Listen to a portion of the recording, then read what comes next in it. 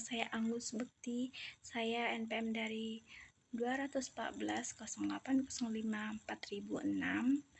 Saya berkuliah di Akademi Pariwisata dan Perhotelan Dharma Agung Medan.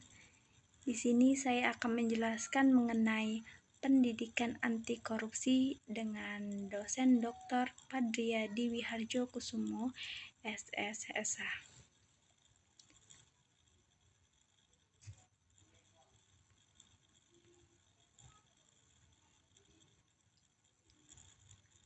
Yang pertama ada pengertian. Menurut penulis, korupsi secara umum dapat diartikan sebagai penyalahgunaan kekuasaan atau jabatan dengan tujuan mendapatkan keuntungan pribadi atau kelompok dengan cara yang tidak sesuai dengan hukum, norma, dan etika yang berlaku. Korupsi dapat merugikan negara dan masyarakat secara luas karena uang yang seharusnya digunakan untuk pembangunan dan kesejahteraan rakyat justru disalahgunakan oleh oknum yang korupsi. Beberapa definisi korupsi menurut para ahli dalam buku yang berjudul Financial Manipulation.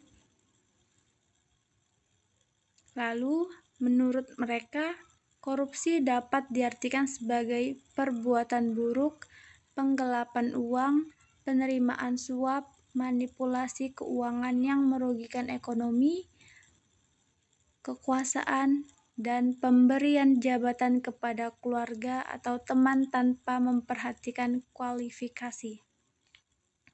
Sedangkan pengertian korupsi menurut KPK adalah kebusukan, keburukan, kebejatan, ketidakjujuran, dapat disuap, tidak bermoral, penyimpangan dari kesucian.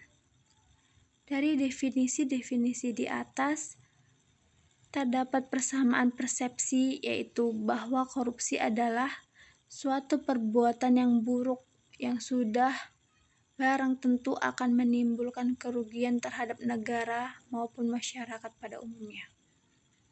Yang kedua, sanksi korupsi. Para penyelenggara negara utamanya diharapkan bersih dan bebas dari kolusi, korupsi, dan nepotisme atau KKN. Pada pasal 5 ayat 2 UU RI nomor 20 tahun 2021 menyebutkan pegawai negeri atau penyelenggaraan negara.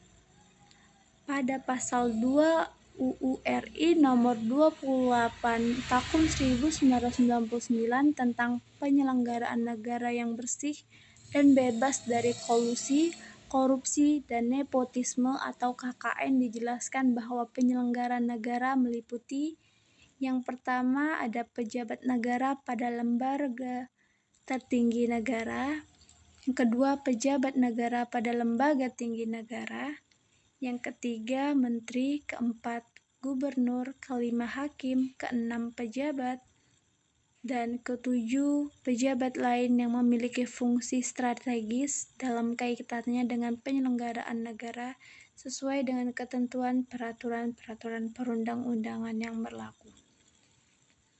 Yang ketiga, faktor-faktor penyebab korupsi. Ada banyak faktor yang dapat memicu terjadinya korupsi. Faktor-faktor tersebut dapat bersifat personal atau sistematis dan berkaitan dengan lingkungan keluarga, pendidikan, sikap pada pekerjaan, dunia usaha, serta negara. Yang keempat, ciri-ciri perbuatan korupsi secara umum. Berikut adalah beberapa ciri-ciri perbuatan korupsi secara umum. A. Transaksi rahasia. Perbuatan korupsi biasanya terjadi di balik layar dan tidak terbuka untuk umum. Transaksi dilakukan secara rahasia dan dengan cara yang sulit dilacak. B. Pelanggaran hukum. Korupsi melibatkan pelanggaran hukum seperti penggelapan, penipuan, pencucian uang, dan sebagainya. C. Penyalahgunaan kekuasaan. Perbuatan korupsi melibatkan penyalahgunaan kekuasaan atau posisi yang diberikan kepada seseorang untuk memperkaya diri sendiri atau orang lain. D. Dampak negatif pada masyarakat.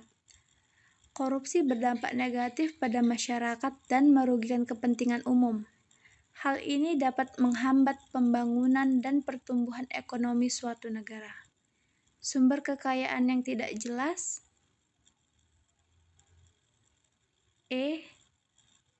Uang atau harta benda yang diperoleh dari korupsi biasanya tidak dapat dijelaskan asal-usulnya secara jelas.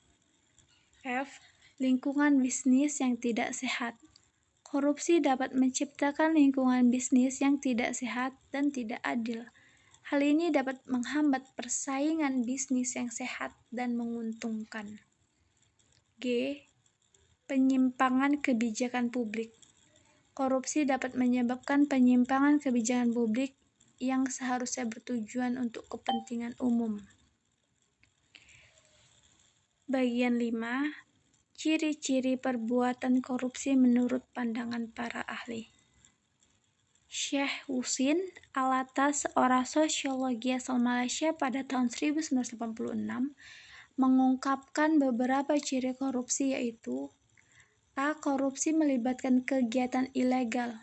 Korupsi melibatkan pelanggaran hukum atau kegiatan ilegal seperti penyuapan, penggelapan, penipuan, dan pencucian uang.